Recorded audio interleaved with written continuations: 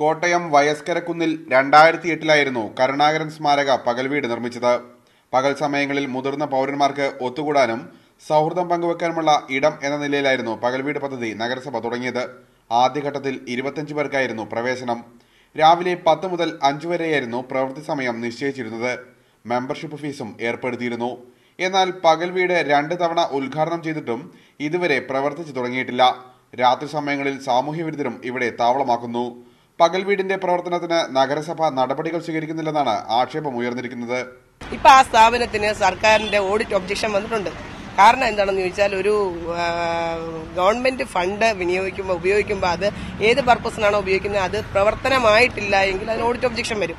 ഇത് കഴിഞ്ഞ ബഡ്ജറ്റിൽ പോലും അതിൽ ലക്ഷക്കണക്കിന് രൂപ വകയിരുത്തിക്കൊണ്ട് അതിനകത്ത് പല ഫർണിച്ചറുകൾ വാങ്ങിച്ച് ഇട്ടിട്ടുണ്ട്.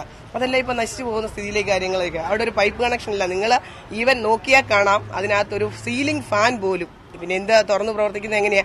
എന്നാൽ പകൽവീടിന്റെ പ്രവർത്തനങ്ങൾക്കുള്ള ബൈലോ മുനിസിപ്പൽ ഡയറക്ടറേറ്റിൽ നൽകിയിരിക്കുകയാണെന്നാണ് നഗരസഭയുടെ വിശദീകരണം.